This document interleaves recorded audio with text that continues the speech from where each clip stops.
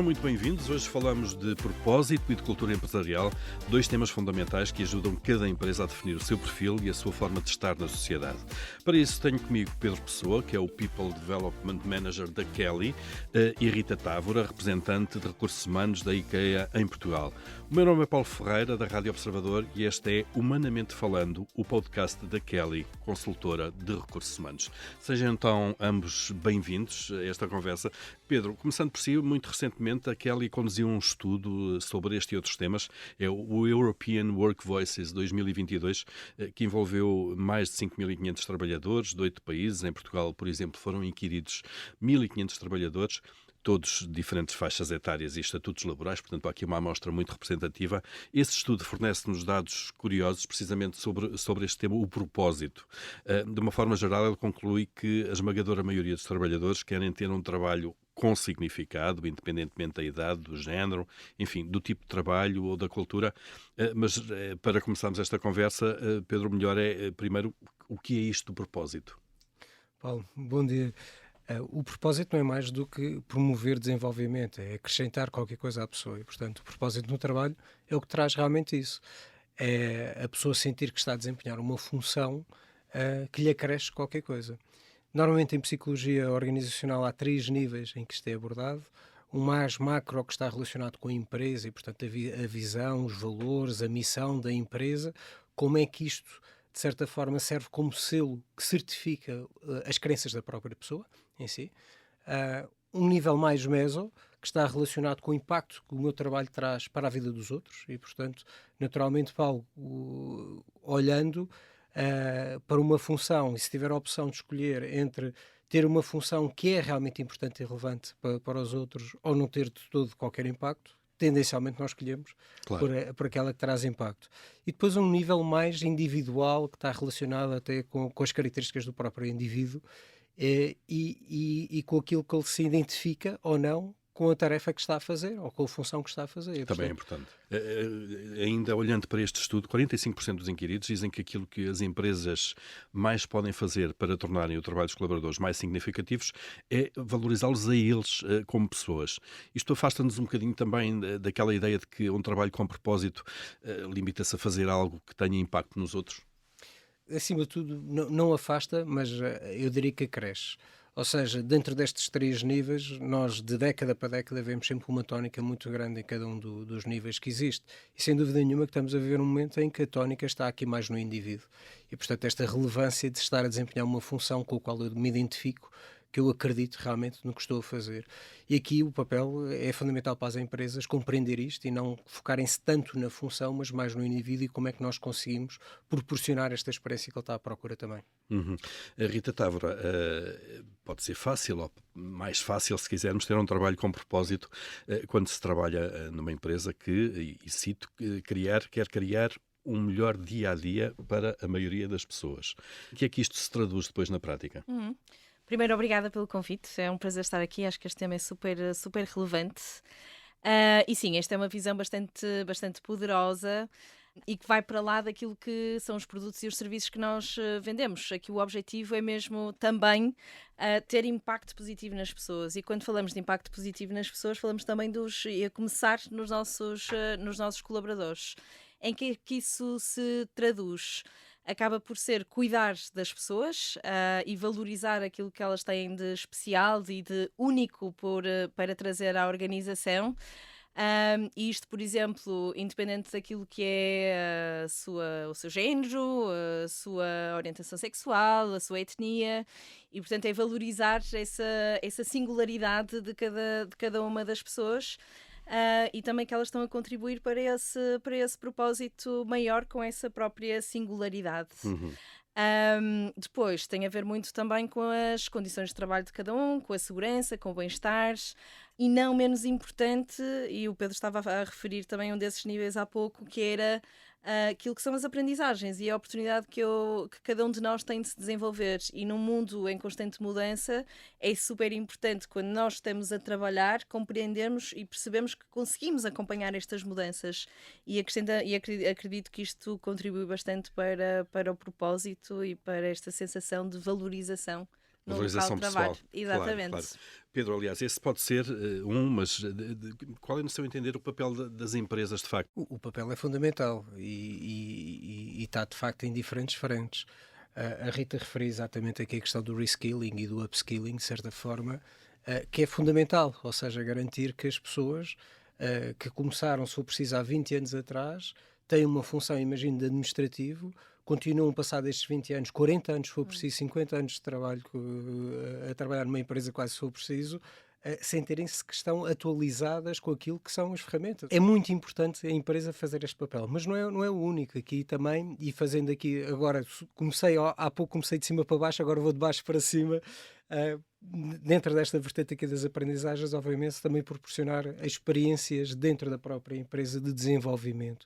E muitas das vezes uma pessoa que pode ter uma função em marketing pode ter uma experiência noutro departamento que não é a sua função. Ou seja, não tem que ser uma evolução vertical, pode ser em zigue-zague. Proporcionar, e mesmo que seja temporária, isto são ótimas soluções que funcionam e que permitem às pessoas experienciar e perceberem: olha, afinal, eu gosto bastante disto, olha, afinal, posso trazer isto até para a minha função, neste exemplo que eu peguei no marketing, e fazer aqui qualquer coisa mais diferente e ganhar uma visão mais completa da minha função e trazer mais à empresa também. Por outro lado, e começando aqui a subir, a empresa é extremamente responsável por assegurar uma comunicação clara, transparente, direta com os colaboradores. Quanto mais clara for e transparente for esta comunicação, seguramente trará mais impacto às pessoas e elas melhor compreenderão o que é esperado delas, por um lado, e por outro lado também vão conseguir validar as suas expectativas face à empresa, face àquele sistema de valores que a empresa tanto afirma que tem, princípios éticos de desenvolvimento de negócio e por aí fora. Muito bem. Rita Távora, no caso concreto da IKEA, o que é que fazem para que isto tudo aconteça? Então, o propósito da IKEA já em si é bastante poderoso, não é? E bastante genuíno. Depois aqui para nós é importante comunicar, exatamente como o Pedro dizia, e enquadrar as ações que nós fazemos no dia-a-dia de como é que as duas coisas se ligam, não é? Nós definimos estratégias, temos um conjunto de planos de ação, um conjunto de iniciativas, mas é importante comunicar e as pessoas perceberem que isso está a contribuir para algo que é maior.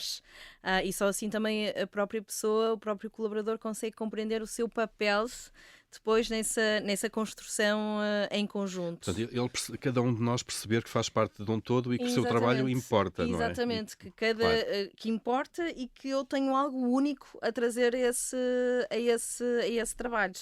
Depois, por outro lado, é comunicar muito a nossa cultura e valores, como, por exemplo, as nossas políticas de diversidade e inclusão, que está muito conectado com esses valores, e para isso temos um conjunto de iniciativas internamente onde trazemos o diálogo para cima da mesa. Pedro, no European Work Voices há um dado que devemos ter em conta. Portugal é o país europeu, entre todos os inquiridos, onde mais se valoriza o propósito no trabalho e onde, simultaneamente, 38% das pessoas que responderam dizem que não se sentem concretizados nesse aspecto. Este dado faz de nós o país no último lugar desta lista de 8 países que integraram este estudo. Qual é a razão para nós estarmos tão atrás, no último lugar mesmo, neste grupo de países, e o que é que podemos fazer de melhor? Paulo, tenho a dizer que nesse survey foi talvez a questão onde eu mais dediquei a refletir, porque ainda tem lá mais uma parte que é bastante relevante. Os portugueses destacavam-se em termos de relevância que davam para o impacto, ou seja, para o propósito da empresa. No entanto, não reviam isso realmente na sua função, na sua profissão que tinham hoje em dia, ou seja, estavam exatamente nos dois extremos. Eu acredito que realmente há uma base, e a base é Portugal.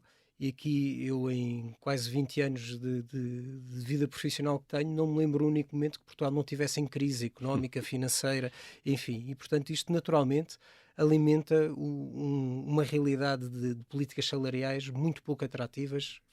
A verdade também é que nós temos um tecido empresarial muito conservador ainda em Portugal. E, portanto, a forma como se pensa o trabalho está muito baseado em princípios que ainda hoje estão muito bem enraizados em nós, como o princípio, a produtividade mede-se à hora, é a quantidade de horas que as pessoas trabalham. E muitas vezes a quantidade de horas que estão presentes no local de trabalho. Sem dúvida nenhuma, não é? Sem dúvida, portanto, o presentismo, não é? Todo este conservadorismo também não contribui para que as pessoas se sintam motivadas ou aliciadas a realmente avançar e arriscar-se desta forma nesse ponto. E aqui as empresas, por um lado, têm uma responsabilidade bastante grande de fazer, de certa forma, o que a IKEA está a fazer é muitíssimo bem, afirmar as funções não são estanques, ou tu encaixas na função, ou então não serves para a função, portanto, tu próprio contribuis para aquilo que a função é. Por outro lado, as questões da mobilidade, como a Rita estava a falar, muito interessante também, e depois investir em programas de desenvolvimento, mentoria, coaching, estas matérias são realmente muito importantes. Criar um ambiente de segurança, de bem-estar dentro da empresa, de comunicação franca, honesta, é fundamental. E depois, naturalmente, existe aqui uma responsabilidade do governo e das instituições responsáveis pelas políticas sociais e de trabalho, que há aqui realmente trabalho a fazer e ajudar também as empresas a que consigam trazer salários mais atrativos para as pessoas, não é? Que as empresas sejam um bicho-papão que não queiram pagar Claro. mais, as empresas querem um melhor talento, obviamente, e isso passa também pela vertente financeira. Então, os países nórdicos são conhecidos, se calhar o oposto àquilo que nós ouvimos, à descrição do Pedro que fez daquilo que é a nossa economia há tanto tempo. Os países nórdicos são um bocadinho conhecidos por terem culturas de trabalho que proporcionam, de facto, esse sentimento de propósito e de impacto, além de terem enquadramentos económicos e sociais diferentes do nosso, não é? E dadas estas origens da IKEA, essa inspiração é evidente nas vossas práticas ou não? O que é que temos nós a aprender com esses planos? Sim, sem dúvida. Eu acho que é super evidente essa origem sueca, especialmente do sul da Suécia até, porque era até ao meados do século XX, era uma zona que era muito pobre, ou seja, que se fazia mais com menos, de trabalhar muito este espírito de equipa e de fazermos em conjunto e usarmos o mínimo de recursos possíveis. E se pensarmos depois na IKEA, tem muito ainda desta cultura. Houve muita inspiração na criação da empresa, nesta cultura do trabalharmos em equipa, o sentimento de pertença. Portanto, acho que é interessante ver que ainda hoje isto está presente. Claro, mas é curioso que, de facto, Suécia e Portugal conseguimos importar esse tipo de cultura, esse tipo de práticas, esse Sim. propósito, não é? Sim, exatamente. Acho que isto é mesmo desde quase do início do recrutamento. As pessoas têm que se identificar com este tipo de cultura e depois promover internamente essa cultura através da comunicação e tudo mais. Pedro, deixa-me trazer mais um estudo. Este é 2017, o inquérito Better Up, que avançava que 9 em cada 10 profissionais sacrificariam 23% dos seus ganhos futuros, isto é, salário futuro, não é? Quase um quarto, por um trabalho que, dizem eles, um trabalho que fosse sempre significativo. Pergunto como é que em 2023, nesta altura agora, acaba a necessidade de um trabalho com significado e começa a necessidade da segurança financeira. Portanto, aqui este balanço entre aquilo que se gosta e aquilo que se precisa de alguma maneira. Não sei se está bem colocado assim. Sim, se o estudo acontecesse hoje, eu acredito que os resultados seriam similares ou iguais até, provavelmente. Isto porque nós começamos realmente a sentir uma tendência, começa a entrar naquilo que se chama o mainstream, portanto já é uma tendência que se começa a afirmar na maioria dos profissionais, especialmente aqueles que estão à procura de trabalho. E começa-se a consolidar mesmo em termos de mercado, e nós começamos a ouvir várias referências, até por exemplo em termos de liderança. O Simon Sinek, ainda há pouco tempo estava a assistir a uma palestra dele, ele tocava exatamente neste ponto, a questão da segurança financeira e a questão do propósito do trabalho, do significado do trabalho, em que ele já posicionava não como a pirâmide de Maslow, em que está realmente as necessidades fisiológicas, por aí fora, mas esta questão do propósito ao mesmo nível que a necessidade financeira, porque existe aqui um grande foco na questão da saúde mental, do bem-estar das pessoas. As pessoas realmente já não estão disponíveis para entrar e estarem a lutar e depois no final do mês sentem que afinal não valeu tanto a pena aquela energia que investiram e portanto começam a criar aqui pontos de equilíbrio, como o quiet quitting, por exemplo, é um bom exemplo disso. Que é aquela tendência de que se fala agora das pessoas irem deixando, colocando num ponto não tão prioritário o trabalho. Sim, é o trabalhar estritamente aquilo que está contratualizado em termos de condições salariais. Portanto, Claro. das 9 às 6, trabalham das 9 às 6, trabalham realmente, estão dedicados realmente à função, atenção, estas coisas é importante referir, mas depois já não estão disponíveis para estar consistentemente a fazerem horas extra, aquela cultura hustle dos Estados Unidos da América de viver para o trabalho e tudo o resto. E, portanto, nós começamos a perceber isto. Naturalmente existe aqui um ponto de equilíbrio, não é? Qualquer pessoa, quando começa a trabalhar, compra uma casa, compra um carro, tem um filho, começa a ter responsabilidades financeiras às quais não pode fugir. Claro. Portanto, tem que existir aqui um ponto de equilíbrio. Mas, se nós perguntarmos a intenção, eu acredito que a grande maioria das pessoas estaria nessa disposição. Rita, quando se lideram equipas e pessoas, a sensação de propósito pode ser mais fácil de alcançar, mas quando não se está em posições de nível tão elevado que leva, de facto, à liderança de equipas, isso pode não ser tão fácil. Como é que se cultiva isto numa empresa com tanta gente como a IKEA? Sim, eu acredito que lá está, como eu falei há pouco, a começar no recrutamento, ou seja, nós recrutarmos exatamente por valores, aí pessoas que se identifiquem já com esta cultura da própria IKEA, e depois que as pessoas compreendam exatamente que estão a contribuir para esse propósito maior. E eu gostava também de destacar aqui o conceito de liderança da IKEA, que é um bocadinho diferente do conceito mais tradicional da liderança hierárquica, em que nós acreditamos que a liderança é feita por todos, ou seja, todos nós somos responsáveis por algo na organização. Ou seja, se eu trabalho na loja, eu sou responsável por liderar o atendimento ao cliente. E aquele atendimento vai fazer a diferença.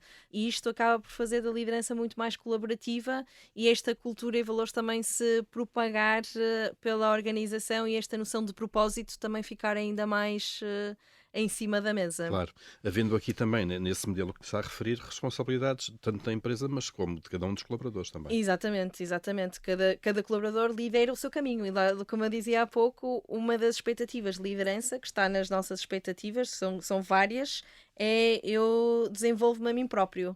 Eu tenho a responsabilidade de aprender, a IKEA tem a responsabilidade também de dar as ferramentas para que isso aconteça e o próprio manager também de guiar, mas eu sou o primeiro responsável por escolher que eu quero aprender e quero crescer com a organização. Uma responsabilidade repartida. Exatamente. Pedro, há áreas onde é mais fácil encontrarmos um propósito do que noutro? Paulo, realmente existem dados e estatísticas que demonstram a atratibilidade do segmento do mercado.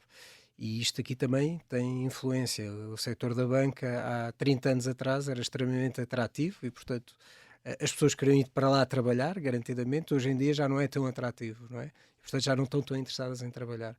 Agora, no que diz respeito a propósito, aí talvez seja um bocadinho mais subjetivo e parece-me um pouco existir mais o preconceito propriamente dito. Isto porque o propósito parte, acima de tudo, do indivíduo em si. São as motivações intrínsecas que ele tem para...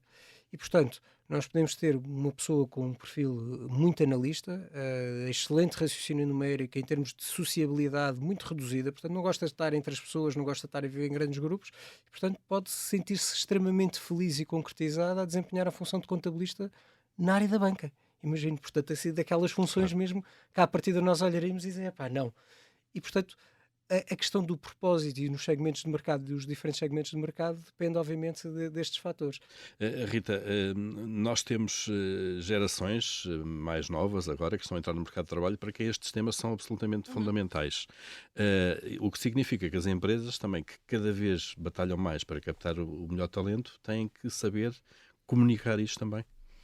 Sem dúvida, sem dúvida. Isso é uma preocupação que nós temos também de sermos capazes de comunicar que trabalhar na IKEA é mais do que um trabalho, é muito mais do que um trabalho, ou seja, é o contribuir para algo que é maior, se trabalhar em conjunto e temos esta sensação que ao final do dia vamos aprender alguma coisa todos os dias.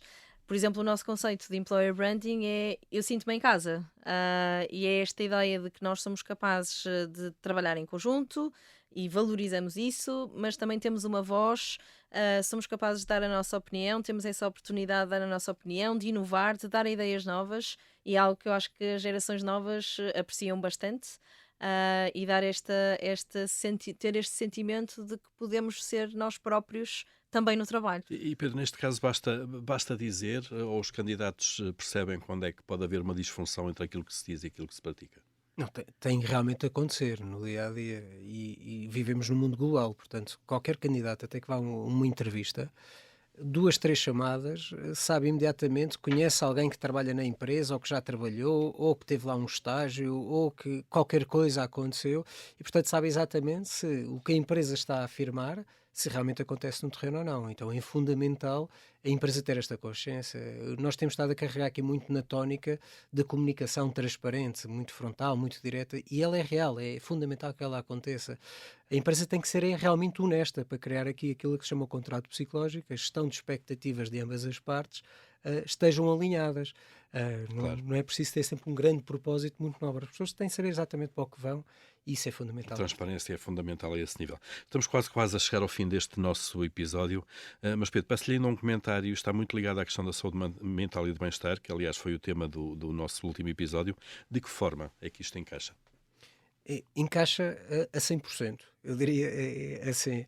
A Rita falava há pouco e dizia uma coisa muito interessante que está relacionado de facto com e sentir-se em casa, as pessoas sentirem-se em casa, concretizarem-se e tudo o resto. Quando uma empresa é capaz de criar este tipo de ambiente, naturalmente está a proporcionar aquilo que é o bem-estar das pessoas, aquilo que se chama o work-life balance, o well-being, fundamental a questão do well-being, especialmente considerando os últimos anos que nós tivemos e a exigência que isto representou. Portanto, tem de ser um tópico que está em cima da mesa e que as empresas, ao criarem o propósito, estão de certa forma a contribuir para o bem-estar das pessoas e, consequentemente, também para a saúde mental e tudo o resto. E, portanto, está totalmente interligado. Pegando nessa ligação, Rita, e mesmo para terminar, deixe-me aqui reescrever uma frase famosa: trabalho é trabalho, vida pessoal é vida pessoal. Ou um maior sentido no trabalho pode também dar um maior sentido à nossa vida. Eu concordo totalmente, até porque nós somos apenas uma pessoa e a importância aqui é que estas duas áreas da nossa vida se coexistam e sejam equilibradas. Existe aqui um equilíbrio. Rita Távora, Pedro Pessoa, muito obrigado a ambos pela vossa presença. Ficámos, de facto, com uma maior noção do que é isto de um trabalho com significado, que tem muito que se lhe diga e, sobretudo, há muito trabalho ainda a fazer por todos nesta área. Quem quiser saber mais sobre o European Work Voices 2022, de que falámos neste podcast, neste episódio, pode aceder ao relatório. Ele está no site da Kelly, www.kellyservices.pt. E chegamos então assim ao fim do nosso 4º episódio do podcast Humanamente Falando. No próximo episódio vamos falar de inclusão e veremos à lupa qual o estado da arte nas empresas em Portugal e não só. Não se esqueça que pode acompanhar-nos nas várias plataformas de podcast, como o Spotify e o iTunes. Até lá!